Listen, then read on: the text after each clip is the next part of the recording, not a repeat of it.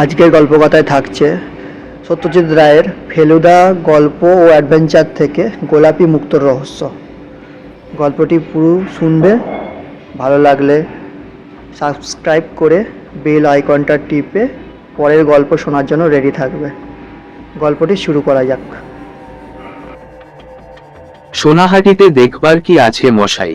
লালমোহনবাবু প্রশ্ন করলেন। বাংলায় ভ্রমণে যা বলছে তাতে একটা পুরনো শিব মন্দির থাকা উচিত, আর একটা বড় দিঘি থাকা উচিত। নাম বোধ হয় মঙ্গল দিঘি। ওখানকার এককালের জমিদার চৌধুরীদের কীর্তি। সোনাহাটি 20 বছর আগে অবধি ছিল একটা গা। এখন স্কুল, হাসপাতাল, হোটেল সবই হয়েছে। লালমোহনবাবু ঘড়ি দেখলেন। এটা সম্প্রতি কেনা একটা কোয়ার্টজ ঘড়ি। বললেন, সাংঘাতিক অ্যাকিউরেট টাইম রাখে। আর 10 মিনিট ঘড়ি দেখে বললেন, ভদ্রলোক, আমরা 3 জন এবং আরেকটি ভদ্রলোক নাম নবজীবন হালদার সোনাহাটি যাচ্ছি। ওখানকার রিক্রিয়েশন ক্লাব থেকে নেমন্তন্ন পেয়ে। ওরা ফেলুদা আর নবজীবনবাবুকে সংবর্ধনা দেবে ওদের বাৎসরিক অনুষ্ঠানে। নবজীবনবাবু ইতিহাসের নামকরা অধ্যাপক, বই টই আছে 2-3টে। আমরা থাকবো 2 দিন। ওখানকার সবচেয়ে নামকরা বড়লোক পঞ্চানন মল্লিকের গেস্ট হয়ে। মল্লিক হলেন রিক্রিয়েশন ক্লাবের প্রেসিডেন্ট।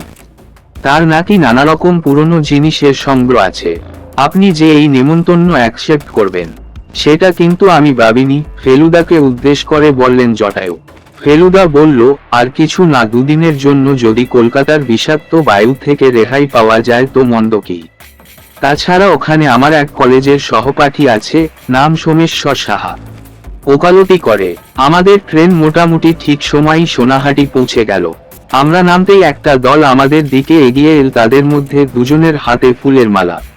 একজন ফেলুদার গলায় মালা পরিয়ে নমস্কার করে বলল, আমি ক্লাবের সেক্রেটারি নরেশ সেন।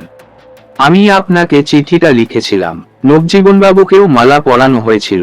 এবার একজন মাঝবয়সী ভদ্রলোক সিস্কের পাঞ্জাবিতে সোনার বোতাম এগিয়ে এলেন। নরেশ সেন বলল, ইনিই হচ্ছেন আমাদের ক্লাবের প্রেসিডেন্ট পঞ্চানন মল্লিক। মল্লিকমশাইয়ের মুখে স্বাগতম হাসি। বললেন, আপনারা যে আমাদের আমন্ত্রণে সাড়া দিয়েছেন সেটা আমাদের পক্ষে গৌরবের বিষয়। আমার বাড়িতে আপনাদের থাকার ব্যবস্থা হয়েছে। আশা করি কোনো অসুবিধা হবে না। বড় শহরের সব ফ্যাসিলিটিজ তো এখানে পাবেন না। ও নিয়ে আপনি কোনো চিন্তা করবেন না, কলাল ফেলুদা। আপনিও তো শুনেছি খ্যাতিমান ব্যক্তি।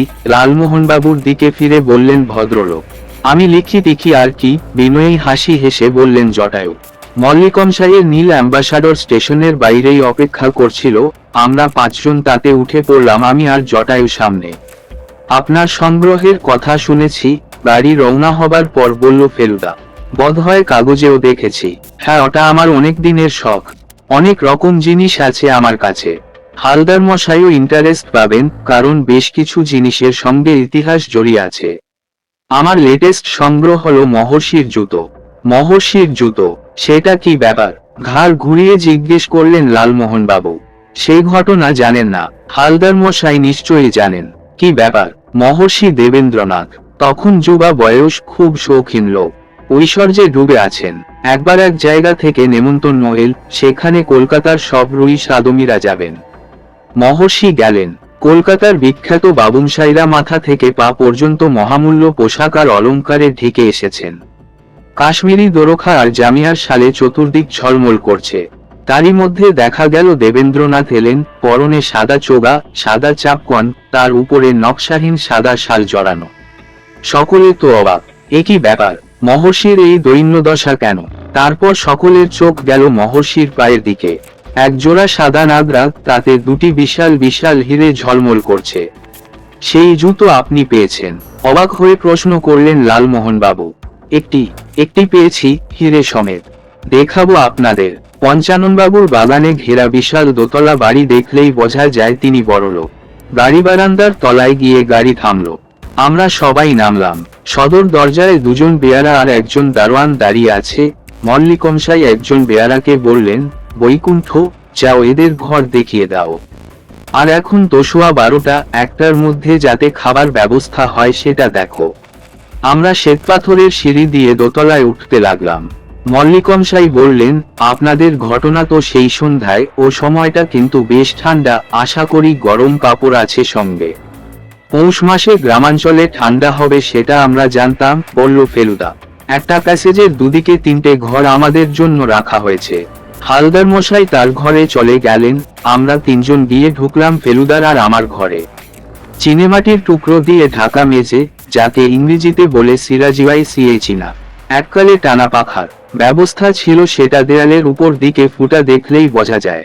এর টাকা হচ্ছে তামার খুনির টাকা, বলল ফেলুদা। আমার এক মক্কেল একে ভালো করেই চেনেন। আবহাওয়াটা যে কলকাতার তুলনায় নির্মল সেটা এর মধ্যেই বোঝা যাচ্ছে, বললেন লালমোহনবাবু। আমিও সেটা বেশ বুঝতে পারছিলাম। তাছাড়া কানটাও আরাম পাচ্ছে। ট্রাফিক বলে কোনো ব্যাপার নেই, এখনো পর্যন্ত একটাও হর্ন শুনিনি। একজন বেয়ারা একটা থালায় 3 গেলাস শরবত দিয়ে গেল। সেই শরবত খেতে না খেতেই খবর এল যে নিচে খাবার ঘরে পাত পড়েছে। আতিথেয়তায় মল্লিকমশাই পয়লা নম্বর। আতিথেয়তায় মল্লিকমশাই যে একেবারে পয়লা নম্বর সেটা খাবার বহর দেখেই বোঝা গেল। মাছের যে এতরকম জিনিস রান্না হতে পারে সেটা আমার ধারণাই ছিল না। ফেলুদা অল্প খায়, কিন্তু লালমোহনবাবু ভোজন রসিক, খুব তৃপ্তি করে খেলেন। ওর খুশির আরেকটা কারণ হচ্ছে যে পঞ্চাননবাবু ওর লেখা সম্বন্ধে বেশ কয়েকটা প্রশ্ন করছিলেন, তাই ভদ্রলোক নিজের ঢাক পেটাবার একটা সুযোগ পেলেন। খাবার পর মল্লিকমশাই বললেন, এবার আপনাদের একটু এন্টারটেন করব। চলুন আমার সংগ্রহের কিছু জিনিস দেখাই। আমরা আবার দোতলায় ফিরে এলাম। এবার সিঁড়ি দিয়ে উঠে ডান দিকে না ঘুরে বা দিকে ঘুরলাম। এদিকেই পঞ্চাননবাবুর ঘর আর তার সংগ্রহশালা। জিনিসপত্র অনেক রকম জোগাড় করেছেন ভদ্রলোক, তাতে সন্দেহ নেই। তার প্রত্যেকটারই আবার একটা করে পরিচয় আছে। মহর্ষির নাগরাটা প্রথমেই দেখা হলো, তারপর ক্রমে টিপুর নস্যির কৌটো, ক্লাইভের ট্যাগঘড়ি, সিরাজউদ্দৌলার রুমাল, রানী রাসমণির পানবাটা, সবই দেখলাম। আমরা সকলেই অবশ্যই খুবই তারিফ করলাম, কিন্তু আমার যেন কেমন কেমন লাগছিল। কোন জিনিসটা কার ছিল সেটা জানা গেল কি করে? ক্লাইভের ঘড়িতে তো আর ক্লাইভের নাম লেখা নেই, বা সিরাজউদ্দৌলার রুমালেও নেই। সব দেখে টেখে 4 জনে ঘরে ফেরার পথে নবজীবনবাবু ফেলুদাকে জিজ্ঞেস করলেন, কেমন মনে হলো? ফেলুদা বলল, খুব কনভিন্সিং লাগলো না। কনভিন্সিং? ওর মধ্যে একটা জিনিসও জেনুইন নেই। লোকটা বাগাস, হামবাগ। মহর্ষির নাগরা থেকে তো রীতিমতো নতুন চামড়ার গন্ধ বেরোচ্ছিল। ঘন্টা 3 বিশ্রামের সময় ছিল, তারপর অনুষ্ঠানে যাবার জন্য তৈরি হয়ে নিলাম। ফেলুদা ধুতি পাঞ্জাবি পরিল বোধহয় আজ 10 বছর পর। ওকে পোশাকটা যে দারুণ মানায় সেটা স্বীকার করতেই হয়। লালমোহনবাবু একটা নকশাদার কাশ্মীরি শাল চাপিয়েছিলেন, বললেন সেটা ওর ঠাকুরদাদার ছিল। ঠিক 6:45 বেয়ারা পাঠিয়ে আমাদের ডেকে নিলেন পঞ্চাননবাবু। শীতকাল, তাই এর মধ্যেই বেশ অন্ধকার হয়ে এসেছে। অনুষ্ঠানের জায়গায় পৌঁছে দেখি আলোয় চারিদিক ঝলমল করছে। স্পটলাইট, ফ্লুয়ারেসেন্ট লাইট, রঙিন বালু, কিছুরই অভাব নেই। আমরা মঞ্চে গিয়ে বসলাম। সংবর্ধনার ব্যাপারটা একেবারে শেষে, অর্থাৎ ক্লাইম্যাক্স। তার আগে নাচ, গান, আবৃত্তি, নাটকের অংশের দৃশ্য সবই হলো। সকলেই আজ জান দিয়ে দিচ্ছে ফেলুদাকে ইমপ্রেস করার জন্য। ফেলুদাও হাততালিতে কার্পণ্য করছে না। সংবর্ধনার ব্যাপারটা 20 মিনিটে সারা হয়ে গেল। সময় একটু লাগলো মানপত্রটা পড়তে। এটা বলতেই হবে যে মানপত্র দুটো দেখতে বেশ ভালো হয়েছে, আর যে লিখেছে তার হাতের লেখা খুব ভালো। সব শেষে কয়েকজন সাংবাদিক ফেলুদাকে ঘিরে ধরলো, আর তাদের কিছু প্রশ্নের জবাবও দিতে হলো ফেলুদাকে। সে বলল এখন তার অবসর, হাতে কোনো কেস নেই। নবজীবনবাবু অনুষ্ঠানের শেষে পঞ্চাননবাবুর সঙ্গে বাড়ি ফিরে গেলেন। আমরা রয়ে গেলাম, কারণ আমাদের নেমন্ত্রণ আছে ফেলুদার সহপাঠী সোমেশ্বর সাহার বাড়িতে। ভিড় কমবার পরেই ভদ্রলোক হাসি মুখে ফেলুদার দিকে এগিয়ে এলেন। চিনতে পারছিস? অনায়াসে, বলল ফেলুদা। গোফটা ছাড়া আর প্রায় কিছুই বদলায়নি। তুইও মোটামুটি একই রকম আছিস, তবে চোখে একটা দীপ্তি দেখছি, যেটা বুদ্ধি পাকবার ফলে হয়েছে। কটা কেস হ্যান্ডেল করলি এ পর্যন্ত? হিসেব নেই, বলল ফেলুদা।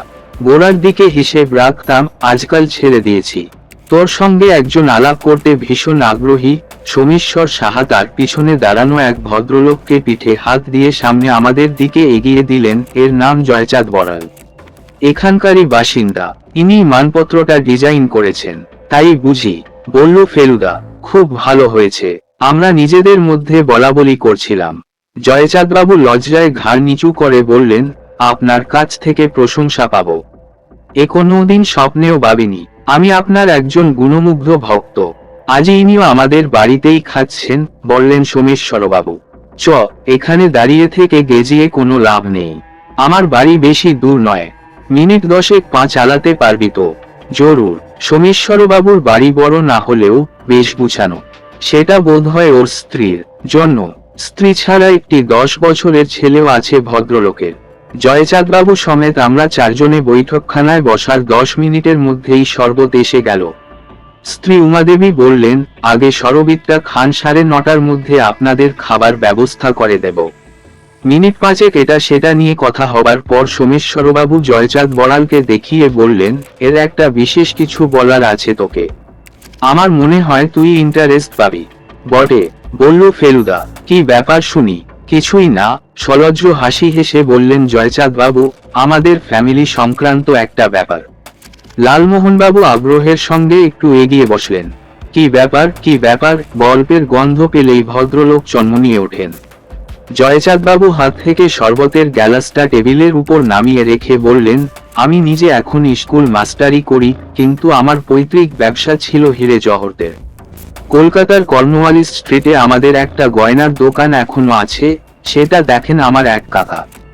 আমি যার কথা বলছি তিনি ছিলেন আমার ঠাকুরদাদার নাম ছিল অভয়চরণ বড়াল। তিনি এই ব্যবসা আরম্ভ করেন। জাহাজে করে ভারতবর্ষের উপকূলে সব শহরে গিয়ে হিরে পান্না কেনাবেচা করতেন। মাদ্রাজের কাছাকাছি কোনো একটা শহরে তিনি একবার একটা রত্ন পান। সেটা তিনি যত্ন করে জমিয়ে রেখেছিলেন। সে রত্ন এখনো আমার কাছে রয়েছে। সেটা আমি আপনাদের দেখাতে চাই। সঙ্গে এনেছেন? জটায়ু প্রশ্ন করলেন। আজ্ঞে হ্যাঁ। ভদ্রলোক পকেট থেকে একটা খয়েরি রঙের রুমাল বার করলেন, তাতে গেরো দিয়ে বাঁধা একটা ছোট্ট লাল ভেলভেটের বাক্স। বাক্স খুলে তার থেকে একটা মুক্তো বার করে ভদ্রলোক আমাদের সামনে ধরলেন। ফেলুদা উত্তেজনায় ভরা চাপা স্বরে বলে উঠল, একই এজে পিঙ্ক পার্ল? আজ্ঞে হ্যাঁ, বললেন জয়চাঁদ বড়াল। অবশ্যই গোলাপি হওয়ায় এর কোনো বিশেষত্ব আছে কি না জানি না। কি বলছেন আপনি? বলল ফেলুদা। ভারতবর্ষে যত রকম মুক্তো পাওয়া যায় তার মধ্যে সবচেয়ে দুপ্রাপ্য আর সবচেয়ে মূল্যবান হলো গোলাপি মুক্তো। মুক্তো সাদা ছাড়া হয় তাই তো জানতাম না, বললেন লালমোহনবাবু। সাদা, লাল, কালো, হলদে, নীল সব রকম হয়, বলল ফেলুদা। তারপর জয়চাঁদবাবুর দিকে চেয়ে বলল, শুনুন, আপনি ও জিনিস ওভাবে পকেটে নিয়ে ঘুরে বেড়াবেন না। বাড়িতে সিন্দুক থাকলে তাতে রেখে দেবেন। আগে এটা আমি বার করি না বললেই চলে। আজ আপনাকে দেখাবো বলে নিয়ে এলাম। আর কাকে দেখিয়েছেন ওটা? মাত্র একজন। গত সপ্তাহে একজন ভদ্রলোক এসেছিলেন, তিনি 19 শতাব্দীর বাঙালি বণিকদের নিয়ে একটা বই লিখছেন, তাকে দেখিয়েছিলাম। এছাড়া আর কেউ জানে না তো। কি আর বলবো বলুন? এই ভদ্রলোক যিনি বই লিখছেন তিনি আবার ঘটনাটা এক সাংবাদিককে বলেন। ফলে পরদিনই সেটা কাগজে বেরিয়ে যায়। কলকাতার কাগজে? আজ্ঞে হ্যাঁ, 3টে বাংলা কাগজে বেরিয়েছে। আপনি ফিরে গিয়ে সেটা দেখতে পাবেন। গোলাপি মুক্তো বলে বলা আছে তাতে। তাই তো বলেছে। একটা কাগজে তো বলে দিয়েছে যে মুক্তোর মধ্যে গোলাপি মুক্তোই সবচেয়ে ভ্যালুয়েবল। সর্বনাশ! কপালে হাত ঠুকে বললে ফেলুদা। আমি আপনাকে জোর দিয়ে বলছি, এ জিনিস আপনি কাউকে কখনো দেখাবেন না। এই একটা মুক্তোর দাম কত তা আপনি কল্পনা করতে পারেন? বিক্রি করলে আপনি যা দাম পাবেন তাতে আপনার পরের 2 পুরুষ পর্যন্ত খাওয়া পড়ার কোনো ভাবনা থাকবে না। এটা আপনি আমাকে বলে খুব উপকার করলেন। আমরা 3 জনেই একবার করে মুক্তোটা হাতে নিয়ে দেখলাম। নিটাল চেহারা। ফেলুদা বলল যে শেপের দিক দিয়েও মুক্তোটা অসাধারণ। জয়চাঁদবাবু তার সম্পত্তি আবার পকেটে পুরে নিলেন। ফেলুদা ছিক করে একটা আক্ষেপসূচক শব্দ করে বলল, খবরটা কাগজে বেরোনো খুবই আনফরচুনেট ব্যাপার। আশা করি কোনো গোলমাল হবে না।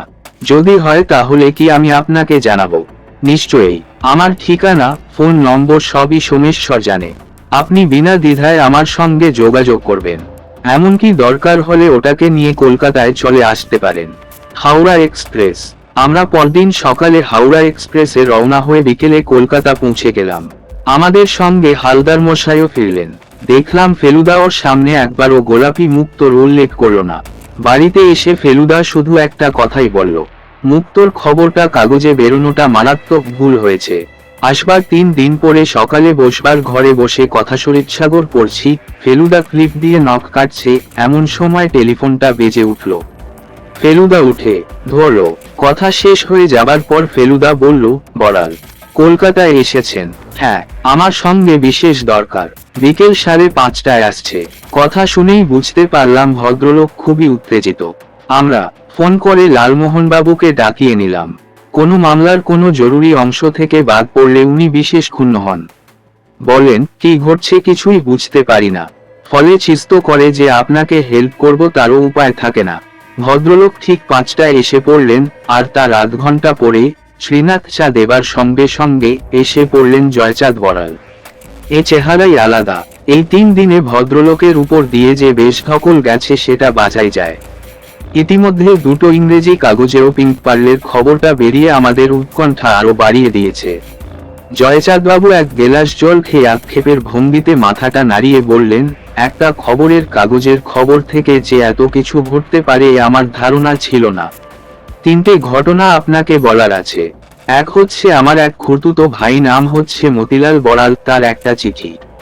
সে বহুকাল থেকে বেনারসে আছে, একটা সিনেমা হাউস চালায়। সে লিখেছে যে যদি আমি মুক্তোটা বিক্রি করি তাহলে যা পারো তার একটা অংশ তাকে দিতে হবে। মুক্তোটা পরিবারের সম্পত্তি, শুধু আমার একার নয়। চিঠিতে স্পষ্ট ইঙ্গিত আছে যে মুক্তোর ব্যাপারটা আমি তার কাছ থেকে গোপন করে গেছি। আর 2 নম্বর, সেটাও একটা চিঠি, এসেছে ধরমপুর বলে উত্তরপ্রদেশের একটি শহর থেকে। আমি স্কুলের লাইব্রেরির বই ঘেটে জেনেছি যে ধরমপুর একটা করদ রাজ্য ছিল। যিনি চিঠিটা লিখেছেন তিনিই যে ধরমপুরের সর্বেসবা তাতে কোনো সন্দেহ নেই, কারণ ঠিকানা হচ্ছে ধরমপুর প্যালেস। লেখকের নাম সূর্য সিং। এর নাকি মুক্তোর বিরাট কালেকশন আছে, কিন্তু গোলাপি মুক্তো নেই। মুক্তোটা উনি কিনতে চান। আমি কত দাম চাই সেটা অবিলম্বে তাকে জানাতে হবে। আর 3 নম্বর, সেটাই সবচেয়ে মারাত্মক, এক ভদ্রলোক পশ্চিমা কিংবা মারোয়ারি হবে পরশু আমার বাড়িতে গিয়ে হাজির। তিনি অনেক কিছু কালেক্ট করেন। কথায় বুঝলাম সে সব জিনিস তিনি ভালো দামে বিদেশে পাচার করেন। জামা কাপড়, হাতের আংটি, কানের হিরে ইত্যাদি দেখে মনে হলো খুব মালদার লোক। এরাও কি মুক্তোটা চাই? হ্যাঁ, তার জন্য তিনি 40,000 টাকা দিতে রাজি আছেন। আমি অবশ্যই হ্যাঁ না কিছুই বলিনি। 3 দিন সময় চেয়েছি। ভদ্রলোক এখন কলকাতায়, তার চিত্তরঞ্জন অ্যাভিনিউ এর বাড়ির ঠিকানা দিয়ে দিয়েছেন। আমাকে কাল সকাল 10টায় তার কাছে গিয়ে একটা কিছু বলতে হবে। মনে হলো ভদ্রলোক মুক্তোটা পেতে বদ্ধপরিকর। হয়তো দাম একটু বাড়াতে পারেন, কিন্তু মুক্তোটা ওর চাই। এর নাম জানেন নিশ্চয়ই? জানি। কি? মগনলাল। মগনলাল মেঘরাজ। আমরা 3 জনেই কয়েক মুহূর্তের জন্য মেরে গেলাম। আর কতবার এই লোকটার সঙ্গে মোকাবিলা করতে হবে। প্রতিপক্ষ হিসেবে এর চেয়ে সাংঘাতিক আর কাউকে কল্পনা করা যায় না। আর ইনি গিয়ে হাজির হয়েছেন বড়াল মশাইয়ের কাছে। এরও দরকার হয়ে পড়েছে গোলাপি মুক্তো। মুখে ফেলুদা বলল, আপনি সোজা না করে দেবেন। ওই মুক্তোর দাম ওর চেয়ে 5 গুণ বেশি। ভদ্রলোক এই পাথর মোটা দামে বিদেশে পাচার করবেন। দালালি করাই হচ্ছে ওর ব্যবসা। ওকে আমরা 5 বছর ধরে চিনি। কিন্তু উনি যদি আমার কথা না শোনেন। ফেলুদা একটু ভেবে প্রশ্ন করল, বেশ কড়া মেজাজে কথা বলছিলেন কি ভদ্রলোক? তা বলছিলেন বটে, বললেন জয়চাঁদবাবু এমনকি বলেছিলেন যে ওর মুক্তোটা পাবার রাস্তা কেউ বন্ধ করতে পারবে না। আপনি একটা কাজ করুন, মুক্তোটা আমাকে দিয়ে যান। আপনি সঙ্গে নিয়ে গেলে ওটাও আদায় করে ছাড়বে। তার জন্য যদি খুনিও করতে হয় তাতেও পেছোপা হবে না। লোকটা সাংঘাতিক, কিন্তু ওকে আমি কি বলবো? বলবেন আপনি মুক্তোটা বেচবেন না, তাই ওটা আর সঙ্গে করে আনেননি। ওরকম একটা প্রেশাস জিনিস তো কলকাতায় পকেটে নিয়ে ঘুরে বেড়ানো যায় না। বেশ, তাহলে আপনিই রাখুন। ভদ্রলোক আবার রুমালের গেরো খুলে বাক্স থেকে মুক্তোটা বার করে ফেলুদাকে দিলেন। ফেলুদা তৎক্ষণাৎ মুক্তোটা নিজের ঘরের গোদরেজের আলমারিতে রেখে দিল। তারপর ফিরে এসে সোফায় বসে বলল, আর সেই সূর্য সিংকে কি বলবেন? তিনিও বেশ নাছোড়বান্দা বলে মনে হচ্ছে। তাকেও না করে দেওয়া ছাড়া উপায় নেই। 150 বছরের ওপর জিনিসটা আমাদের কাছে রয়েছে, আর এখন হাতছাড়া হয়ে যাবে। আমার তো টাকার অভাব নেই, টাকার লোভ নেই। আমার তো চাকরি আছেই, তাছাড়া বাড়ি আছে, ধান জমি আছে, চাষ করে মোটামুটি ভালোই আয় হয়। 3টি প্রাণী তো সংসারে, আমার দিব্যি চলে যায়। দেখুন কাল সকালে কি হয়। যাই হোক না কেন, আমাকে জানিয়ে যাবেন। আমাকে জানিয়ে আসারও কোনো দরকার নেই। ভদ্রলোক চা খেয়ে উঠে পড়লেন। উনি বেরিয়ে যাবার পর লালমোহনবাবু বললেন, এই রাহু থেকে আমাদের মুক্তি নেই। এবারে আর কি খেল দেখাবে কে জানে। ফেলুদা বলল, তবে এটা স্বীকার করতেই হবে যে প্রতিবারই আমরা ওকে জব্দ করেছি। সেটি ঠিক, ভুল কথা। আমার এক পাশি আছে, জহুরি, নাম রামময় মল্লিক। বিবাজারে দোকান আছে, মল্লিক ব্রাদার্স। ওকে গিয়ে পিঙ্ক পার্লের কথাটা বলতে ভদ্রলোকের চোখ কপালে উঠে গেল। উনিও কনফার্ম করলেন যে এত ভালুয়েবল মুক্ত আর হয় না। ফেলুদা বলল, কাল সকালে কি হয় তার উপর সব নির্ভর করছে। মগনলাল যদি জেনে ফেলে জয়চাঁদবাবু আমার এখানে এসেছিলেন, তাহলেই মুশকিল। আপনি মুক্তটা নিজের কাছে রেখে একটা বড় রিস্ক নিয়েছেন। ও ছাড়া কোনো রাস্তা ছিল না। ওটা না করলে মুক্ত কাল মগনলালের হাতে চলে যেত। জয়চাঁদ বড়ালের কথা। চিত্তরঞ্জন অ্যাভিনিউতে মগনলালের বাড়ি বার করতে বেশি সময় লাগলো না।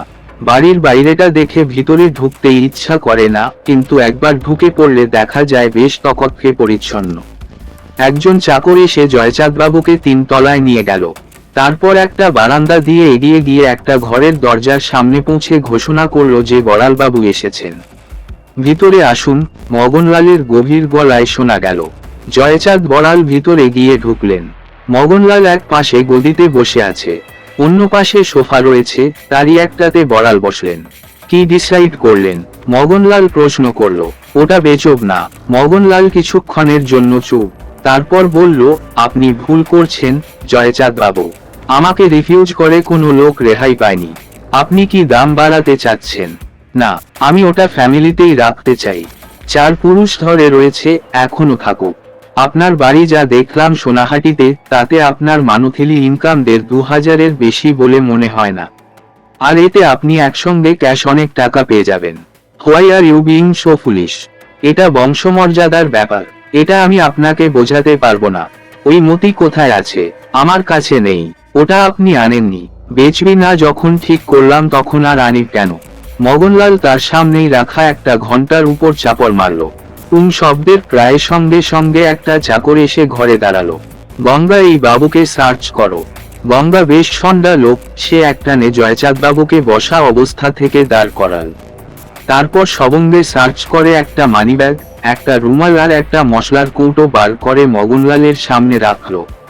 ঠিক হ্যায়, বলল মগনলাল। ও অফিস দে দেনা। চাকর জয়চাঁদবাবুকে তার জিনিসগুলো ফেরত দিয়ে দিল। বসুন আপনি। জয়চাঁদবাবু আবার সোফায় বসলেন। মগনলাল বলল, সোনাহাটিতে জানলাম কি আপনাদের ক্লাব প্রদোষ মিটারকে রিসেপশন দিয়েছে। ঠিকই শুনেছেন, তার সঙ্গে আপনার দেখা হয়েছিল। আপনার সব কথার জবাব দিতে তো আমি বাধ্য নই। আপনার জবাবের দরকার নেই, বিকজ আই অলরেডি নো। আপনি যখন হাওড়াতে ট্রেন থেকে নামলেন, তখন থেকে আমার লোক আপনাকে নজরে রেখেছে। আপনি শিয়ালদায় যোগমা হোটেলে উঠেছেন ফ্লাইট। ঠিক বিকেল 5টার সময় হোটেল থেকে বেরিয়ে আপনি ট্যাক্সি করে সাউথে যান। আপনার ডেস্টিনেশন ছিল ফেলুমিটারের বাড়ি রাইট। আপনি তো সবই জানেন। আপনার মতি এখন ফেলুমিটারের জিম্মায় আছে। জয়চাঁদবাবু চুপ করে রইলেন। মগনলাল বলল, you have done something very stupid, mister Boral.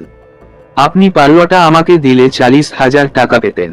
এখন আমি সে পার্ল আদায় করে নেব, আর আপনি আমার কাছ থেকে একটা পয়সাও পাবেন না। জয়চাঁদবাবু উঠে পড়লেন। আমি তাহলে এখন আসতে পারি? পারেন। আমাদের বিজনেস খতম।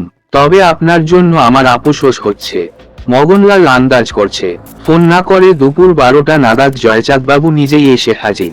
মগনলালের সঙ্গে তার কি ঘটলো না ঘটলো বর্ণনা দিয়ে ভদ্রলোক বললেন, আপনি মুক্তর ব্যাপারটা কি করবেন? ফেলুদা বলল, যদ্দূর বুঝতে পারছি, মগনলাল আন্দাজ করছে যে মুক্তটা আমার কাছে রয়েছে। লোকটা অত্যন্ত তুখোর। সোজাসুজি যদি আমার কাছে এসে পড়ে তাহলেও আশ্চর্য হব না। যে জিনিসটা এতকাল আপনাদের ফ্যামিলিতে ছিল, সেটা এখন হাতছাড়া হয়ে যাওয়াতে আপনার মন খারাপ লাগবে, সেটাও আমি বুঝি। কিন্তু তাও আমি বলবো যে মুক্তটা আমার কাছেই থাক। আপনার কাছে থাকলে ও যেন তেন প্রকারে ওটা আদায় করে নেবে। সেটা ভালো হবে না। জয়চাঁদ রাজি হয়ে গেলেন। বললেন, আমি বিক্রি না করলে তো মুক্তটা এমনিতেই পাবে না। আপদ বিদেয় হাক, তারপর ওটা আমার কাছে ফিরে যেতে পারে। ঠিক কথা, বলল ফেলুদা। আপনি আজই ফিরছেন? আজ্ঞে হ্যাঁ, সন্ধ্যের গাড়িতে। কোনো খবর থাকলে জানাতে ভুলবেন না। পরদিন সকালে 7:30টার সময় ফোনেল। সোনাহাটি থেকে সোমেশ্বর সাহা। ফেলুদা কথা বলা শেষ করে ফোনটা রেখে গম্ভীর মুখ করে বলল, কাল রাত্রিরে ট্রেনে জয়চাঁদ বড়ালের মাথায় বাড়ি মেরে অজ্ঞান করে কে বা কারা যেন তার বাক্স সার্চ করে। জিনিসপত্র সব ছত্রাকার হয়ে পড়েছিল। অবশ্যই সোনাহাটি আসবার আগেই ভদ্রলোক জ্ঞান ফিরে পান। আমি বললাম, তো মগনলালেরই ব্যাপার। নিশ্চয়ই, বলল ফেলুদা। লোকটা কোনো রকম সুযোগ ছাড়ে না। ভাগ্যিস মুক্তটা আমার কাছে রেখে দিয়েছিলাম। একটা নতুন কেশের গন্ধ পেলে জটায়ু মাঝে মাঝে বিকেলেও এসে হাজির হন। আজও তাই হলো। বললেন, মনটা পড়ে রয়েছে এখানে, তাই বাড়িতে বসে থাকতে ভালো লাগছিল না। ফেলুদা লেটেস্ট খবরগুলো লালমোহনবাবুকে দিয়ে দিল। তাহলে তো মনে হচ্ছে ওর পায়ের ধুলো এবার এখানে পড়বে। ও তো নির্ঘাত বুঝে গেছে যে মুক্তটা আপনার কাছে রয়েছে। লালমোহনবাবু কথাটা বলার 5 মিনিটের মধ্যে বাইরে একটা গাড়ি এসে যাবার শব্দ পেলাম। তারপর দরজার বেল বেজে উঠল। খুলে দেখি আসল লোক এসে হাজির। May I come in, mister Mitter, বললেন মগনলাল। নিশ্চয়ই নিশ্চয়ই। ভদ্রলোক ঢুকে এলেন। সেই কালো শেরওয়ানি আর ধুতি, পায়ে মোজা আর পাম্প শু। অনেক দিনের ইচ্ছা ছিল কি আপনার বাড়িতে একবার আসি। আমাদের এতদিনের দোস্তি। হে হে হে। আঙ্কল কেমন আছেন? লালমোহনবাবুকে মগনলাল যা নাস্তানাবুদ করেছে, ভদ্রলোক আর কোনোদিন মগনলালের সামনে স্বাভাবিক হতে পারবেন বলে মনে হয় না। শুকনো গলায় জটায়ু উত্তর দিলেন, ভালো আছি। চা খাবেন? ফেলুদা জিজ্ঞেস করল। না স্যার, নোটি। আমি আপনার বেশি সময় নেব না। আমি কেন এসেছি তা বোধহয় আপনি বুঝতে পারছেন। তা বোধহয় পারছি। তাহলে আর টাইম ওয়েস্ট করার দরকার নেই। Where is that pearl. Mister বড়ালের কাছে যে নেই তা তো আপনি জানেন। আপনার লোক তো ট্রেনে। আমার লোক। তাছাড়া আর কার লোক হবে বলুন? আপনি এভাবে বলবেন না, মিস্টার মিটার। আপনার কোনো প্রমাণ নেই যে আমার লোক কাজটা করেছে। আপনার ক্ষেত্রে প্রমাপের দরকার হয় না, মগনলালজি। আপনার কাজ মাকামারা কাজ। সেই কাজ আমি দেখলেই বুঝতে পারি। আমি আবার জিজ্ঞাসা করছি, সে পার্ল কোথায় আছে? আমার কাছে। ওটা আমার দরকার। যা দরকার তা কি সব সময় পাওয়া যায়? Maganlal Meghraj can always get it. কথা বলে সময় নষ্ট করে লাভ নেই, মিস্টার মিটার। আমার ওই পিঙ্ক পার্ল চাই। না হলে, আপনি তো জানেন আমি যেমন করে হাফ, ওটা আদায় করে নেব। তাহলে সেটাই করুন, কারণ মুখ তো আমি আপনাকে দিচ্ছি না। দেবেন না। ভদ্রলোকের এক কথা। তাহলে আমি আসি। মগনলাল উঠে পড়লেন। Goodbye, uncle. Goodbye, ক্ষীণস্বরে বললেন জটায়ু। দরজার কাছে গিয়ে মগনলাল নেমে ফেলুদার দিকে ঘুরলেন। তারপর বললেন, আমি 3 দিন সময় দিচ্ছি আপনাকে।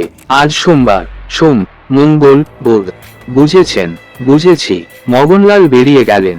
লালমোহনবাবু মাথা নেড়ে বললেন, ব্যাপারটা আমার ভালো লাগছে না মোটেই। দিয়ে দিন মশাই, দিয়ে দিন। আর আপনি কাছেই বা আর কত দিন রাখতে পারবেন? বড়ালকে তো তার জিনিস ফেরত দিতে হবে, তার উত্তরাধিকার সূত্রে পাওয়া এত সাধের জিনিস।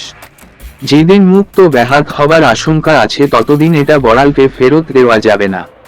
সব সংশয় কাটিয়ে উঠলে পর যেখানের মুক্ত সেখানে যাবে। কিন্তু বড়াল যে এক মহারাজার কথা বলছিল তার সম্বন্ধেও তো একটু খোঁজ নেওয়া দরকার। সে খোঁজ দিতে পারেন সেধু জ্যাঠা। বহুদিন জ্যাঠার সঙ্গে দেখা হয়নি। চলুন একবার ঘুরে আসি। জায়গার নামটা মনে আছে, ধরমপুর। অরি মহারাজার নাম সুর সিং। আমরা লালমোহনবাবুর গাড়িতে 5 মিনিটের মধ্যে সেধু জ্যাঠার বাড়িতে পৌঁছে গেলাম। জ্যাঠা ম্যাগনিফাইং গ্লাস দিয়ে একটা পুরনো পুঁথি পরীক্ষা করছিলেন। আমাদের দেখে গভীর হয়ে গেলেন। তোমরা কে? তোমাদের তো আমি চিনি না। ফেলুদা হেসে বলল, অপরাধ নেবেন না জ্যাঠা। পোশাকটা একটু বেড়েছে বলে আর লোকজনের বাড়িতে বিশেষ যাওয়া হয় না।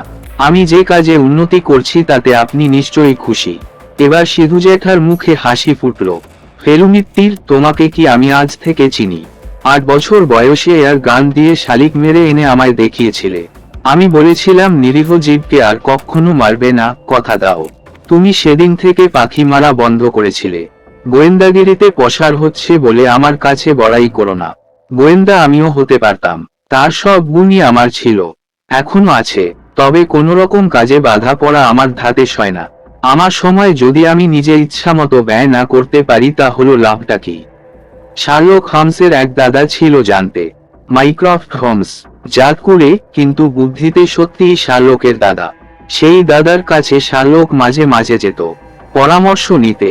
আমি হচ্ছি সেই মাইক্রোফুট। যাক গে, এখন বলো কি জন্যে আগমন? একজন লোক সম্বন্ধে আপনার কাছে কোনো ইনফরমেশন আছে কি না জানতে এসেছিলাম। কে সেই ব্যক্তি? আপনি ধরমপুরের নাম শুনেছেন, শুনবো না কেন? উত্তরপ্রদেশের একটা করদ রাজ্য ছিল, আলিগড় থেকে ৭৭ মাইল দক্ষিণে। ট্রেন নেই, গাড়িতে যেতে হয়। তাহলে সূর্য সিং এর সম্বন্ধেও নিশ্চয়ই জানেন। ওরে বাবা, সে কি এখনো বেঁচে আছে?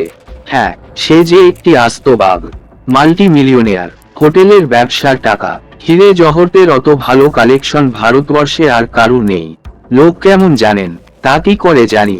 সে কি আমার এই কুটিরে পদার্পণ করেছে? না, আমি তার বাড়ি গেছি। এসব লোককে ভালো খারাপ বলে বর্ণনা করা যায় না। তুমি হতে গিয়ে দেখলে তার মতো অতিথিবৎসল লোক আর হয় না, তোমাকে রাজার হালে রেখে দিল। আবার পরদিন হয়তো সেই লোকই তার কালেকশনের জন্য পাথর আদায় করতে একজনকে খুনি করে ফেলল।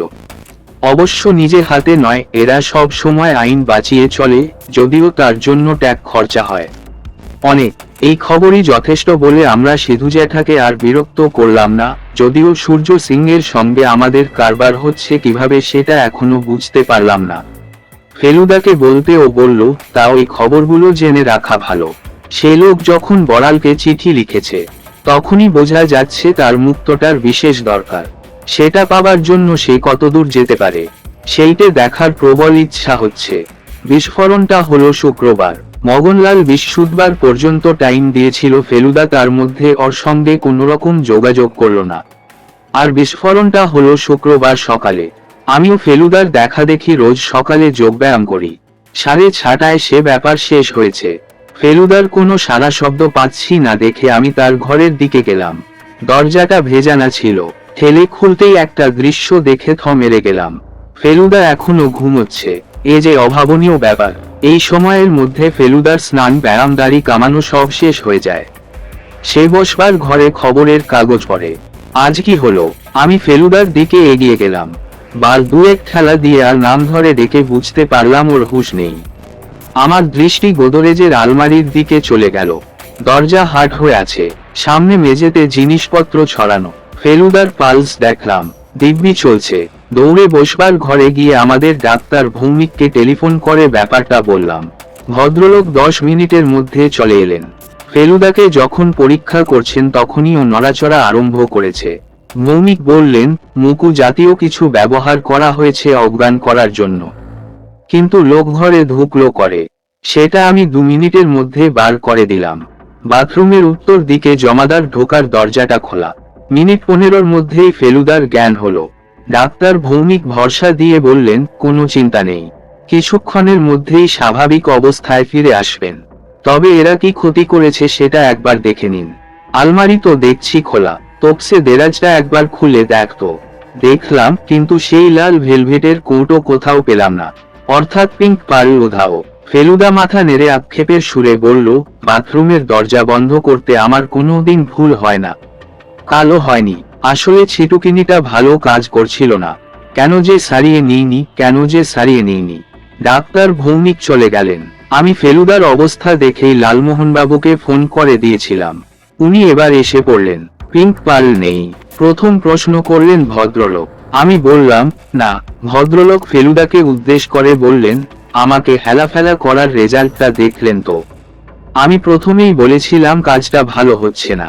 আপনার যে এই দশা করতে পারে সে লোক কি সাংঘাতিক ভেবে দেখুন। এখন কি করা? ফেলুদা উঠে বসে চা খাচ্ছিল। বলল সে এখন 100% ফিট। বড়ালকে দুঃসংবাদটা এখনো দেব না, আগে দেখি মুক্তটা উদ্ধার করতে পারি কিনা। টেলিফোনটা বেজে উঠল। আমি তুলে কথা বলে সেটা ফেলুদার হাতে চালান করে দিলাম। তোমার ফোন। ফেলুদা মিনিট 3 কথা বলে ফোনটা রেখে বলল, সোনাহাটি থেকে সোমেশ্বর। বড়ালের খবর আছে। সূর্য সিং আবার চিঠি লিখেছে, মুক্ত তার চাই। সে 7 দিনের জন্য দিল্লি যাচ্ছে, সেখান থেকে ফিরে সোনাহাটি গিয়ে বড়ালের সঙ্গে দেখা করবে। সে 1 লাখ টাকা অফার করছে। এত টাকা পাবে বড়াল ভাবেনি। সে এখন মুক্তটা বেচে দেবার কথা ভাবছে। ব্যাপারটা জানাজানি হয়ে যাওয়াতে মুক্তটা এখন ওর একটা অশান্তির কারণ হয়ে দাঁড়িয়েছে। তাই বলছে আপদ বিদেয় করাই ভালো। আমি আর বললাম না যে মুক্তটা মগনলালের হাতে চলে গেছে, কিন্তু সেটা তো উদ্ধার করতে হবে, বললেন লালমোহনবাবু। তা তো হবেই, সেটাই এখন আমাদের কাজ। তপসে টেলিফোন ডিরেক্টরি থেকে মগনলালের ঠিকানাটা বার করত। 67 নম্বর চিত্তরঞ্জন অ্যাভিনিউ। বই খুলে নম্বর দেখে বললাম, চা খেয়েই বেরিয়ে পড়ব, বলল ফেলুদা। এখন সম্পূর্ণ স্বাভাবিক বাদ করছেন তো? জিজ্ঞেস করলেন জটায়ু। Yes sir. পুলিশে খবর দেবেন না? কি লাভ? তারা তো অনুসন্ধান করে নতুন কিছু বলতে পারবে না। সবই তো আমার জানা। চিত্তরঞ্জন অ্যাভিনিউতে মগনলালের বাড়ি যখন পৌঁছলাম তখন বেজেছে 9:10। আমরা ভিতরে ঢুকছি আর লালমোহনবাবু বিড়বিড় করছেন, আজ আবার কি খেল দেখাবে কে জানে। কিন্তু তিনতলায় মগনলালের গদিতে পৌঁছে তাকে পাওয়া গেল না। তারই একজন কর্মচারী বলল, মগনলাল সকালে দিল্লি চলে গেছেন। প্লেনে গেছেন? ফেলুদা জিজ্ঞেস করল। না, ট্রেন। আমরা আবার নিচে নেমে এলাম। লালমোহনবাবু বললেন, আশ্চর্য ব্যাপার, ইনিও দিল্লি গেছেন আর ওদিকে সূর্য সিংহ দিল্লি গেছেন। ব্যাপারটা ভেরিফাই করতে হবে, বলল ফেলুদা। চতুর্দিকে ফেলুদার চেনা রেলওয়ে অফিসেও বাদ নেই। অপরেশবাবু বলে বুকিং এর এক ভদ্রলোকের কাছে গিয়ে ফেলুদা জিজ্ঞেস করলো, আজ সকালে দিল্লির কি কি ট্রেন আছে? 9:15 আছে 81। পরদিন সকালে 10:40 দিল্লি পৌঁছায়। এছাড়া আর কিছু নেই। না, এবার রিজার্ভেশন চার্টটা দেখে বলুন তো মিস্টার মেঘরাজ, বলে এক ভদ্রলোক এই ট্রেনে দিল্লি গেছেন কিনা। ভদ্রলোক চার্টের নামের উপর চোখ বুলিয়ে এক জায়গায় থেমে বললেন, মিস্টার এম মেঘরাজ, ফার্স্ট ক্লাসে। সি, কিন্তু ইনি তো দিল্লি যাননি। তাহলে বেনারস? বেনারস গেছেন, আজ রাত 10:30 পৌঁছবেন। বেনারস? কথাটা শুনে আমারও আশ্চর্য লাগছিল, তবে এটা তো জানি যে মগনলালের বেনারসেও একটা বাড়ি রয়েছে। সেখানেই তো আমাদের সঙ্গে প্রথম আলাপ। কাল সকালের দিকে বেনারস পৌঁছায় এমন কি কি ট্রেন আছে? ফেলুদা জিজ্ঞেস করলে। আপনি দুটো সুবিধের ট্রেন পাবেন, একটা অমৃতসর মেল আর একটা ডুন এক্সপ্রেস। প্রথমটা ছাড়ে সন্ধ্যা 7:20 আর বেনারস পৌঁছায় পরদিন সকাল 10:05, আর অন্যটা ছাড়ে রাত 8:05 আর পৌঁছায় সকাল 11:15। ফেলুদা না হলে অবশ্যই আমাদের রিজার্ভেশন পাবার কোনো সম্ভাবনাই ছিল না। সঙ্গে টাকা ছিল না, তাই বাড়ি ফিরতে হলো। আবার রেল অফিসে ফিরে গিয়ে 12টার মধ্যে রিজার্ভেশন হয়ে গেল। লালমোহনবাবু চলে গেলেন তার বাড়িতে বাক্স গুছাতে। ফেলুদা বলে দিল, দিনের জন্য যাচ্ছি। কিছু ঠিক নেই মশাই, আপনি 1 হস্তার মতো জামা কাপড় নিয়ে নিন। ওদিকে কিন্তু খুব ঠান্ডা, সেটা ভুলবেন না। ট্রেনে বলবার মতো একটা ঘটনাই হলো।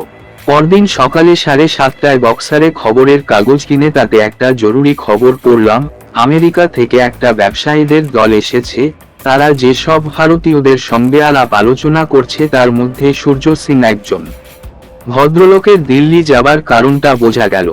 মিনিট 15 লেট করে আমাদের ট্রেন বেনারস পৌঁছে গেল। নিরঞ্জনবাবু হোটেলে ফিরে ঘরে ঢোকার আগেই নিরঞ্জনবাবু তার ঘর থেকে ডাক দিয়ে বললেন, একটি ভদ্রলোক আপনাদের সঙ্গে দেখা করার জন্য অনেকক্ষণ থেকে বসে আছেন। ম্যানেজারের ঘরে ঢুকে দেখি একটি মাঝারি হাইটের কালো ভদ্রলোক, বয়স 40 থেকে 45, ম্যানেজারের উল্টা দিকে একটা চেয়ারে বসে আছেন। আমাদের দেখে ভদ্রলোক উঠে দাঁড়ালেন। আমার নাম মতিলাল বড়াল। আপনি কি জয়চাঁদ বাবুর ভাই? খুড়তুতো ভাই। এখানে একটা সিনেমা হাউস আছে আমার। চলুন আমাদের ঘরে চলুন, কথা হবে। আমরা 4 জন আমাদের ঘরে এলাম। খাটে বসে ভদ্রলোক প্রশ্ন করলেন, মুক্তটা এখন কোথায়? জয়চাঁদের কাছে। না, তবে মগনলাল মেঘরাজের নাম শুনেছেন? বাবা, 23 বছর কাশিতে আছি আর মগনলালের নাম শুনব না? মুক্তটা তারই কাছে আছে, কিন্তু তিনি তো মুক্ত জমান না। তিনি তো দালাল, কম দামে জিনিস কিনে বেশি দামে বেচেন। এবারেও তাই করবেন। ধরমপুরের সূর্য সিংকে উনি মুক্তটা বেচবেন। সুলো সিং এখানে আসছেন না, উনি দিল্লিতে। আমার যতদূর ধারণা মগনলাল দিল্লি যাচ্ছেন ওর সঙ্গে দেখা করতে। আপনি কি করছেন? আমরাও দিল্লি যাব, যদি তার আগে মুক্তটা আদায় করতে পারি। মগনলাল যদি টাকা না পায় তাহলে আমার ভাই পাবে তো। সূর্য সিং যদি তার কথা রাখেন তাহলে নিশ্চয়ই পাবেন। আশ্চর্য, এমন একটা ভ্যালুয়েবল জিনিস ফ্যামিলিতে রয়েছে এতকাল ধরে, আর জয় সে কথা একবারও বলেনি। ও একই জিনিসটাকে আগলে রেখেছে। আপনি জানতেন না? এতে আমার খুব অবাক লাগছে। আমি 15 বছর বয়স থেকে ঘর ছাড়া, তারপর আর সোনাহাটি যাইনি। কাগজে মুক্তর কথাটা পড়ে জয়কে চিঠি লিখেছিলাম, সে বিক্রি যদি হয় তাহলে আমি যেন একটা শেয়ার পাই। ও লিখলো আমি বিক্রি করব না। তারপর কাল একটা চিঠি পেয়েছি, তাতে লিখেছে ও মাইন্ড চেঞ্জ করেছে, বিক্রি করবে। এই যে সেই চিঠি। ভদ্রলোক পকেট থেকে একটা চিঠি বার করে দিলেন। ফেলুদা সেটা পড়ে ফেরত দিয়ে বলল, আপনাকে তো 20,000 অফার করেছে, আপনি তাতে সন্তুষ্ট? আরেকটু বেশি হলে আরো খুশি হতাম, তবে নেই মামার চেয়ে কানা মামা ভালো। মুক্তটা যে মগনলালের কাছে আছে সে বিষয়ে আপনি শিওর? আমি নিজের চোখে দেখেছি। মতিলাল বাবু একটুক্ষণ ভাবলেন, তারপর বললেন, আপনি যদি মুক্তটা চান তাহলে তো আপনি সেটা সুরসিংকে বিক্রি করবেন। তা তো বটেই, এবং তাহলেই আপনি আপনার শেয়ার পাবেন। তাহলে প্রথম কাজ হচ্ছে মগনলালের কাছ থেকে মুক্তটা আদায় করা। সে ব্যাপারে আপনি আমাকে হেল্প করতে পারেন। আপনার কি দরকার? বেপরোয় কাজ করতে পারে এমন কিছু লোক। মতিলাল বাবু কয়েক মুহূর্ত মাথা হেড করে কি যেন ভাবলেন, তারপর বললেন, একটা কথা আপনাকে বলি মিস্টার মিত্তির, আজকাল শুধু সিনেমা হাউস চালিয়ে সংসার চলে না। লোকেরা সব বাড়িতে বসে ছবি দেখে, তাই কিছু এক্সট্রা রোজগারের রাস্তা দেখতে হয়। মানে গোলমেলে কাজ, কিন্তু আইন বাঁচিয়ে। তার মানে আপনার হাতে লোক আছে। মগনলালের যে রাইট হ্যান্ড ম্যান মনোহর, সে আমার দিকে চলে এসেছে। তাছাড়া আরো 2-1 লোক আমি দিতে পারি। Very good. আপনি বলুন কখন কি করতে হবে? আজ রাত 12টা। জ্ঞান বাপিতে চলে আসুন আপনার লোক নিয়ে, আমরা ওখানে থাকবো। ঠিক আছে, রাত 12টা। আপনি আবার গোয়ারতুমি করছেন, বলে উঠলেন লালমোহন বাবু। ফেলুদা তাতে কানি দিল না। সে মতিলাল বাবুকে বলল, মগনলালের কিন্তু একটি পালোয়ান ভৃত্য আছে, তার সঙ্গে মোকাবিলা করার কথাটা ভুললে চলবে না। মতিলাল বাবু হেসে বললেন, আমার মনোহরও পালোয়ান, তার উপরে মাথায় বুদ্ধি রাখে। তাহলে ওই কথা রইল। রাত 12টা, জ্ঞান বাপি। মতিলাল বাবু উঠে পড়ে বললেন, একটা জরুরি কথা জিজ্ঞেস করা হয়নি। মুক্তটা ও কোথায় রাখে জানেন? জানি, ও নিয়ে আপনি চিন্তা করবেন না। All right. ভদ্রলোক চলে গেলে ফেলুদাও বিছানা থেকে উঠে পড়ে বলল, আমার নিরঞ্জনবাবুর সঙ্গে 2 মিনিট দরকার আছে। সেটা সেরে দক্ষিণ হস্তের ব্যাপারটা সারা যাবে। বেশ খিদে পেয়েছে। বেনারসে দ্বিতীয়বার এসেও সেই প্রথমবারের মতোই চমক লাগলো। এবারও দশাশ্বমেধ রোডে ক্যালকাটা লজে উঠলাম। ম্যানেজারও একই রয়েছেন নিরঞ্জনবাবু। ঘর আছে কি না জিজ্ঞেস করতে বললেন, আপনাদের জন্য ঘর সব সময় আছে। দিন থাকবেন সেটা আগে থেকে বলতে পারছি না, বলল ফেলুদা। আমরা আগেরবারের মতোই একটা 4 বেডের ঘর পেয়ে গেলাম। ব্রেকফাস্ট বক্সারেই সারা হয়ে গিয়েছিল, তাই খাবার তাড়া নেই। ফেলুদা বলল, আগে কর্তব্যটা সেরে নি, তারপর খাবার কথা ভাবা যাবে। আপনি কি একেবারে বাঘের খাঁচায় গিয়ে ঢোকার কথা ভাবছেন? লালমোহন বাবু চাপা গলায় জিজ্ঞেস করলেন। আপনি যদি হোটেলে থাকতে চান তা থাকতে পারেন। না না, সেই কি হয়? শ্রী মাস্কেটিয়ার্স ভুলে গেলে চলবে কেন? মগনলালের বাড়ি বিশ্বনাথের গলির মধ্যে দিয়ে হেঁটে যেতে হবে। আমরা 12টা নাগাদ রওনা দিয়ে দিলাম। আবার সেই দৃশ্য, সেই শব্দ, সেই গন্ধ। মনে হলো এই কবছরে একটুও বদল হয়নি, আর কোনোদিনও হবে না। কয়েকজন দোকানদারের মুখও যেন চিনতে পারলাম। করমে মন্দির ছাড়িয়ে আমরা গলির একটা মোটামুটি নিরিবিলি অংশে পৌঁছে গেলাম। সব মনে পড়ছে। এরপরে ডাইনে ঘুরতে হবে, তারপর বাঁয়ে মোড় নিয়ে আমরা পৌঁছে যাব মগনলালের বাড়ির রাস্তায়। আপনি কি বলবেন সেটা ঠিক করে নিয়েছেন? লালমোহন বাবু প্রশ্ন করলেন। ফেলুদা বলল, আমি যে সব সময় আগে থেকে ভেবে কাজ করি তা নয়। এক একটা বিশেষ মুহূর্তে এক একটা বিশেষ আইডিয়া এসে যায়, তখন সেইটে প্রয়োগ করি। এর বেলাও তাই করবেন, সেই রকমই তো ইচ্ছে আছে।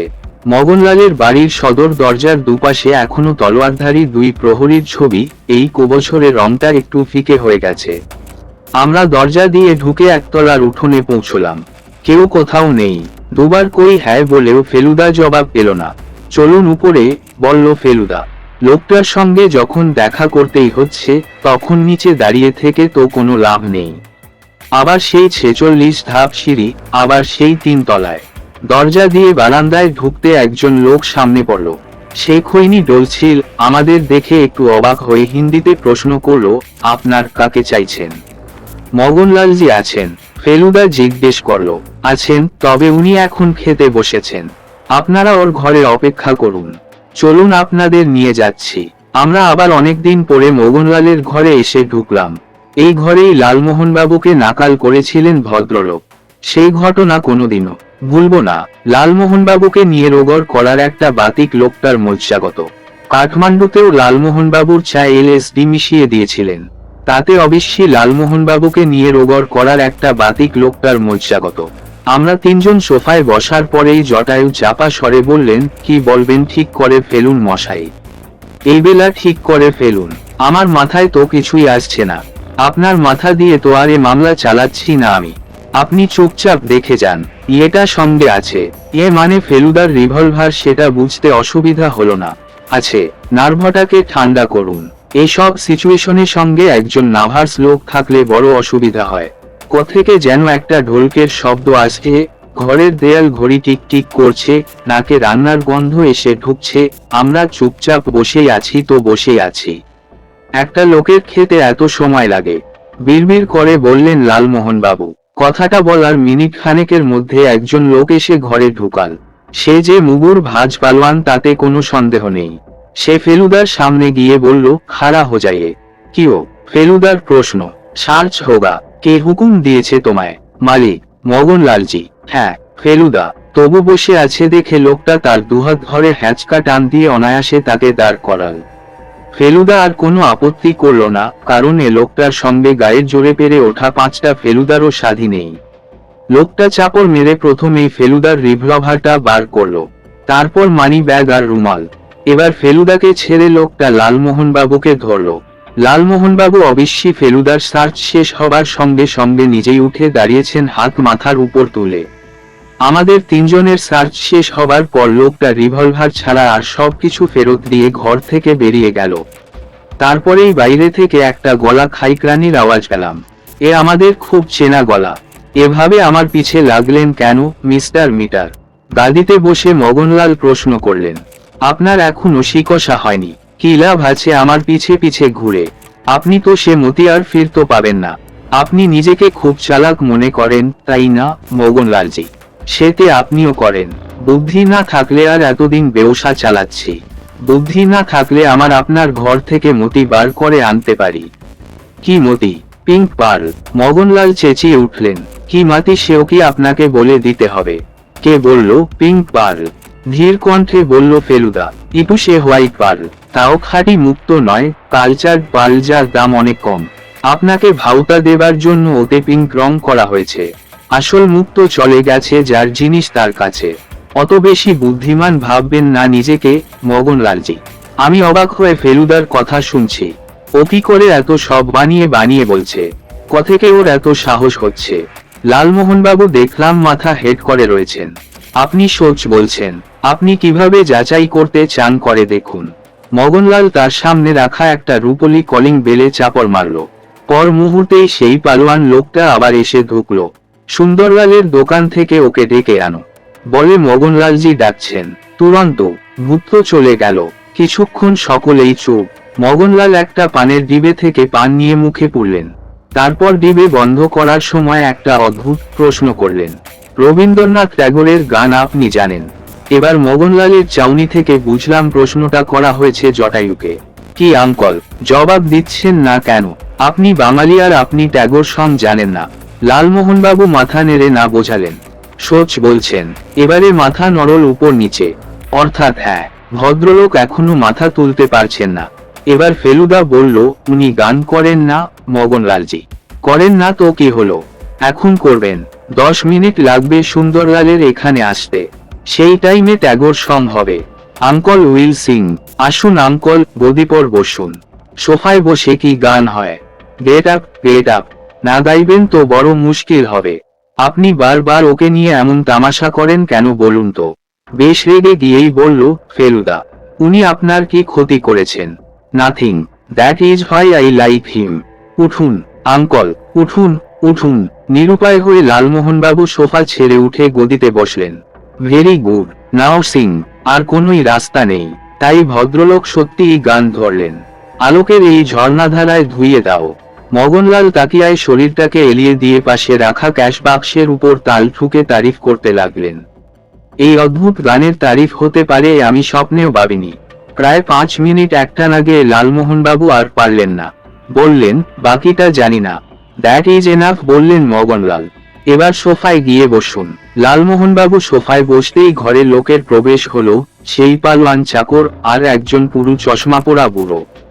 আইয়ে সুন্দরলাল জি, বললেন মগনলাল। আপনি এত বুড়া হয়ে গেছেন এই কবছরে তা ভাবতে পারিনি। একটা কাজের জন্য আপনাকে ডেকে পাঠিয়েছি। সুন্দরলাল গদিতে বসলেন।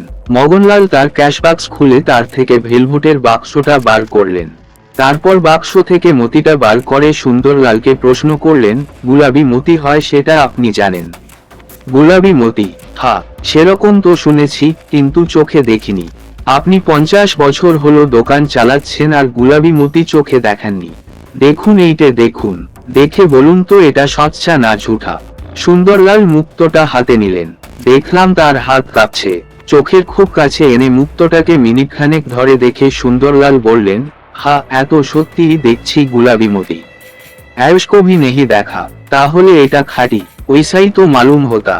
এবার মতিটা দিয়ে দিন আমাকে। সুন্দরলাল মুক্তটা ফেরত দিয়ে দিল। এবার আপনি যেতে পারেন। সুন্দরলাল ঘর থেকে বেরোনোর পর মগনলাল ফেলুদার দিকে চেয়ে বললেন, আপনি ঝুটবাগ বলেছেন, মিস্টার মিটার। এই পাল জেনুইন। এটা কি আপনি সূর্য সিংকে বিক্রি করতে চান? আমি কি কবি না করি তাতে আপনার কি? আপনি তো এখান থেকে দিল্লি যাবেন। হ্যাঁ, ওখানে তো সুরজ সিং রয়েছেন। সে খবর আমি পেপারে পড়েছি। আপনি কি বলতে চান তার সঙ্গে আপনার কোনো কারবার নেই? আমি কিছুই বলতে চাই না, mister Mitter. The pink pearl chapter is closed. আমি ওই নিয়ে আপনার সঙ্গে আর কোনো কথা বলবো না। ঠিক আছে, আমি উঠছি। আমার যে জিনিসটা আপনার কাছে রয়েছে সেটা দয়া করে ফেরত দিন। মগনলাল আবার কলিং বেল টিপলেন। পালোয়ান এসে দাঁড়ালো। একে এর রিভলভার ওয়াপিস দিয়ে দাও। পালোয়ান আজ্ঞা পালন করলো। ফেলুদা আর আমরা দুজন উঠে পড়লাম। মগনলালের ঘর থেকে বেরিয়ে বারান্দায় এসে লালমোহনবাবুকে জিজ্ঞেস করলাম, এখন কেমন লাগছে? ভদ্রলোক মাথা নেড়ে বললেন, লোকটা কি করে যে একটা মানুষের উইক পয়েন্ট ধরে ফেলে। 5 মিনিট ধরে একটানা রবীন্দ্রসঙ্গীত জীবনে এই প্রথম গাইলাম। একতলায় এসে ফেলুদা বলল, আজকে যে একটা খুব জরুরি কাজ হয়ে গেল সেটা কি বুঝতে পেরেছেন লালমোহনবাবু? জরুরি কাজ? ভদ্রলোক অবাক হয়ে প্রশ্ন করলেন। ইয়েস স্যার, বলল ফেলুদা। জেনে গেলাম ও মুক্তটা কোথায় রাখে। আপনি কি ওটা আবার আদায় করার তাল করছেন? ন্যাচারালি। গোলাপি মুক্তা সগৌরবে বিরাজমান। কাশির মতো থমথমে রাত খুব কম জায়গাতেই দেখেছি। সেটা আরো বেশি মনে হয় এই জন্যে যে দিনের বেলা জায়গাটা লোকে জুনের রঙে শব্দে ভরে থাকে। আমরা 12টার সময় যখন জ্ঞান বাপি পৌঁছলাম তখন একটা রাস্তার কুকুরের ডাক ছাড়া কোনো শব্দ নেই। মিনিট 5 অপেক্ষা করার পর ফেলুদা একটা শেষ করা চারমিনার পায়ের তলায় ফেলে চাপ দিতেই চাপা গলায় শোনা গেল, মিস্টার মিত্তির বুঝলাম মতিলাল বড়াল হাজির। কতগুলো অন্ধকার মূর্তি আমাদের দিকে এগিয়ে এল। আমার সঙ্গে 3 জন লোক আছে। আপনি রওনা দেবার জন্য তৈরি? চাপা স্বরে প্রায় ফিসফিসিয়ে কথা হচ্ছে। ফেলুদাও সেইভাবেই বলল, নিশ্চয়ই। আর আমাদের গাইড করতে হবে না, আমরা রাস্তা জানি। তাহলে চলুন। অন্ধকারের মধ্যে দিয়ে আমরা এগিয়ে চললাম। ফেলুদা আর মতিলাল বাবু দুজনেই দেখলাম রাস্তা খুব ভালো করে জানে, আর এই ঘুটে ঘুটে অন্ধকারেও বেশ দ্রুতই এগিয়ে চলেছে। এক জায়গায় একটা রাস্তার আলো টিমটিম করে চলছিল। সেই আলোতে দেখে নিয়েছি মতিলাল বাবুর 3 জন লোকের মধ্যে একজন ভীষণ সন্ডা। বুঝলাম, এই হচ্ছে মনোহর। মগনলালের রাস্তার মুখে এসে সকলে থামল। ফেলুদা লালমোহনবাবুর দিকে এগিয়ে এসে ফিসফিস করে বলল, আপনারা এখানে অপেক্ষা করুন। আমাদের হয়তো মিনিট 20 লাগবে। কথাটা বলে উত্তরের অপেক্ষা না করেই মতিলাল বাবু আর ওই 3 জন লোকের সঙ্গে ফেলুদা মগনলালের বাড়ির দিকে এগিয়ে গেল। কয়েক মিনিট দুজনেই চুপ করে দাঁড়িয়ে রইলাম। নিজেদের নিঃশ্বাস ফেলার শব্দ পাচ্ছি। অবশেষে লালমোহনবাবু হোতা আর থাকতে না পেরে ফিসফিস করে বললেন, ওই গুন্ডাদের সঙ্গে তোমার দাদার যাবার কি দরকার ছিল বুঝতে পারলাম না। সেটা যথাসময়ে বুঝবেন। আমার ব্যাপারটা ভালো লাগছে না। ঠিক আছে, আমার মনে হয় কথা না বলাই ভালো। ভদ্রলোক চুপ করে গেলেন। খুব মন দিয়ে শুনলে দূর থেকে হারমোনিয়াম আর ঘুঙুরের শব্দ পাওয়া যায়। আকাশের দিকে চাইলাম। এত তারা কলকাতার আকাশে কোনোদিন দেখিনি। এই তারার আলোতেই চারপাশ আবছা আবছা দেখা যাচ্ছে। যতদূর মনে হয় আজ অমাবস্যা। বেশি সময় যায়নি, কিন্তু এখনই মনে হচ্ছে অনন্তকাল ধরে দাঁড়িয়ে আছে। কতক্ষণ হলো? 20 মিনিট, 15 মিনিট। আশ্চর্য, মগনলালের বাড়িতে ডাকাতি হচ্ছে এখান থেকে 30 হাত দূরে, কিন্তু তার কোনো শব্দ নেই। আরো মিনিট 5 দাঁড়িয়ে থাকার পর পায়ে শব্দ পেলাম। একজনের বেশি লোক এগিয়ে আসছে আমাদের দিকে। ফেলুদারাই ফিরছে। কাছে এসে বলল, চ কাজ হলো। রুদ্ধশ্বাসে জিজ্ঞেস করলেন জটায়ু। খতম, বলল ফেলুদা। তারপর মতিলাল বাবুর দিকে ফিরে বলল, অনেক ধন্যবাদ। আপনার শেয়ারের ব্যবস্থা আমি করে দেব। আমরা আমাদের হোটেলের দিকে হাঁটা দিলাম। কথা হলো একেবারে ঘরে ঢুকে। কিছু বলুন মশাই। আর থাকতে না পেরে বললেন লালমোহন বাবু, আগে এইটে দেখুন। ফেলুদা পকেট থেকে লাল ভেলভেটের বাক্সটা বার করে খাটের উপর রাখলো। সাবাস, বললেন লালমোহন বাবু। কিন্তু কিভাবে হলো ব্যাপারটা একটু বলুন। খুন খারাপই হয়নি তো? সেই পালোয়ানটা মাথায় একটু চোট পেয়েছে, সেটা মনোহরের কীর্তি। কিন্তু ক্যাশবাক্স খুললেন কি করে? যেভাবে লোকে খোলে, চাবি দিয়ে। এ কি ম্যাজিক নাকি? No sir, medicine. মানে সাপ্লাইড বাই নিরঞ্জন বাবুর বন্ধু ডাক্তার চৌধুরী। কি সব বলছেন আবোল তাবোলা? কিসের সাপ্লাই? ক্লোরোফর্মও, বলল ফেলুদা। শোকে 60 ঠোং। এবার বুঝেছেন। পরদিন রাত 11:30টায় দিল্লি এক্সপ্রেস ধরে তারপর দিন ভোর 6টায় দিল্লি পৌঁছলাম। এর আগের বার আমরা জনপথ হোটেলে ছিলাম, এবারও তাই রইলাম। ফেলুদা ঘরে এসে আর কিছু করার আগে বিভিন্ন হোটেলে ফোন করে খোঁজ নিতে আরম্ভ করল। সূর্য সিং কোথায় আছে? 10 মিনিট চেষ্টা করার পর তাজ হোটেলে বলল, হ্যাঁ সূর্য সিং এখানেই আছেন, রুম 347। একবার তার সঙ্গে কথা বলতে পারি কি? সৌভাগ্যক্রমে সুর সিং তার ঘরেই ছিলেন। 1 মিনিটে অ্যাপয়েন্টমেন্ট হয়ে গেল। সন্ধ্যা 6টা। হোটেলে ওর ঘরেই যেতে হবে। কি কারণ জিজ্ঞেস করেছিল, বলল ফেলুদা। আমি তাকে পিঙ্ক পার্ল সংক্রান্ত ব্যাপার বলতে তৎক্ষণাৎ টাইম দিয়ে দিল। দুপুর বেলাটা কিছু করার নেই। জনপথে একটা চীনের রেস্টুরেন্টে খেয়ে দোকানগুলো দেখে 3টে নাগাদ হোটেলে ফিরে এলাম একটু বিশ্রামের জন্য। 6:45টায় বেরোতে হবে। লালমোহনবাবু ফেলুদাকে মনে করিয়ে দিলেন, আপনার এটা নিতে ভুলবেন না। 6টায় তাজে পৌঁছে ফেলুদা প্রথমে নিজ থেকে ফোন করে জানিয়ে দিল যে আমরা এসেছি। আমার ঘরে চলে আসুন, বললেন ভদ্রলোক। 347-এ গিয়ে বেল টিপতে যে দরজা খুলল তাকে মনে হলো সেক্রেটারি জাতীয় কেউ। বললেন, আপনারা বসুন, উনি এক্ষুনি আসছেন। ঘর বলতে যা বোঝায় এটা তা নয়, 3টে ঘর জুড়ে একটা বিশাল সুইট। যেটায় ঢুকেছি সেটা সিটিং রুম। আমরা সোফায় গিয়ে বসলাম। মিনিট 5 বসতেই ভদ্রলোক এসে পড়লেন। ইনি যে অত্যন্ত ধনী সেটা এক ঝলক দেখলেই বোঝা যায়। গায়ে চাস্ত স্যুট, সোনার টাইপিন, পকেটে সোনার কলম, হাতে পাথর বসানো সোনার আংটি। বয়স 55-র বেশি নয়। কোণের দুপাশে চুলে পাক ধরেছে, বাকি চুল কালো, আর চারা দেওয়া গোফটাও কালো। Who is mister Mitter? Feluda উঠে দাঁড়িয়ে পরিচয় দেওয়ার ব্যাপারটা সেরে নিল। ভদ্রলোক দেখলাম দাঁড়িয়েই রইলেন। আপনার সঙ্গে পিঙ্ক পার্লের কি কানেকশন? ফেলুদাকে প্রশ্ন করলেন মিস্টার সিং। ফেলুদা বলল, আমি একজন প্রাইভেট ইনভেস্টিগেটর। জয়চাঁদ বড়াল মুক্তটা আমার জিম্মায় রেখেছেন যাতে ওটা নিরাপদ থাকে। কথাটা আমি বিশ্বাস করতে বাধ্য নই। মিস্টার মিটার, আপনি মালিকের কাছ থেকে যে মুক্তটা চুরি করেননি তার কি প্রমাণ? কোনো প্রমাণ নেই। আপনাকে আমার কথা মেনে নিতে হবে। আমি তাতে রাজি নই।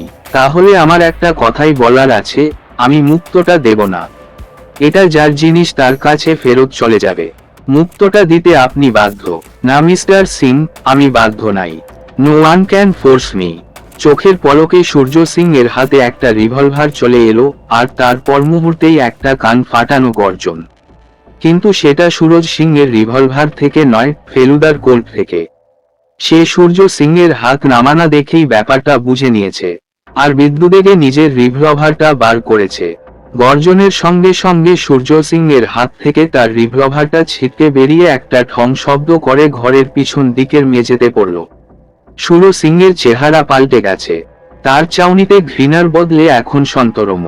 আমি 40 গজ দূর থেকে বাঘ মেরেছি, কিন্তু তোমার মতো টিপ আমার নেই। ঠিক আছে, আমি তোমার নামেই চেক লিখে দিচ্ছি, তুমি মুক্তটা আমাকে দাও। ফেলুদা পকেট থেকে ভেলভেটের কৌটোটা বার করে সূর্য সিংকে দিল। কেটাটা থেকে মুক্তটা বার করে ডান হাতের বুড়ো আঙুল আর তর্জনীর মধ্যে ধরে সেটাকে ঘুরিয়ে ফিরিয়ে দেখতে থাকলেন সূর্য সিং। তার চোখ জল জল করছে। আমি এটাকে যাচাই করে নিলে আশা করি তোমার আপত্তি হবে না। এতগুলো টাকা। ঠিক আছে, শঙ্কর প্রসাদ, হাত দিলেন সূর্য সিং। পাশের ঘর থেকে একজন ফিটফট ভদ্রলোক বেরিয়ে এলেন। বছর 40 বয়স, চোখে সোনার চশমা, স্যার, একবার দেখো তো এই মুক্তটা জেনুইন কিনা। শঙ্কর প্রসাদ মিনিটখানেক ঘুরিয়ে ফিরিয়ে দেখেই সেটা সূর্য সিংকে ফেরত দিল। নো স্যার, মানে এটা ফলস। সস্তা সাদা কালচার পার্লের উপর গোলাপি রং করে দেওয়া হয়েছে। Are you sure? Absolutely. Surya সিংয়ের মুখ লাল। কাঁপতে কাঁপতে ফেলুদার দিকে চাইলেন। তার কথা বলতেও যেন কষ্ট হচ্ছে। মেকি জিনিস আমাকে পাচার করছিলে? ফেলুদার মুখ হা হয়ে গেছে। তাহলে বড়ালের বাড়িতেই নিশ্চয়ই ফলস মুক্ত ছিল, বলল ফেলুদা। তোমার রিভলভার নামাও। ফেলুদা নামাল। এই নাও তোমার ঝুঠা মতি। ফেলুদা বাক্স সমেত মুক্তটা সূর্য সিং এর হাত থেকে নিল। New get out. আমরা তিনজন সুবোধ বালকের মতো ঘর থেকে বেরিয়ে চলে এলাম। যখন লিফটে উঠছি তখন দেখলাম ফেলুদার কপালে গভীর খাজ। কলকাতা ফেরার পথে ট্রেনে ফেলুদা একটা কথাও বলল না। এমন অবস্থায় যে সে কোনোদিন পড়েনি সেটা আর কেউ না জানুক, আমি তো জানি। আমরা ফিরলাম রাত্রে।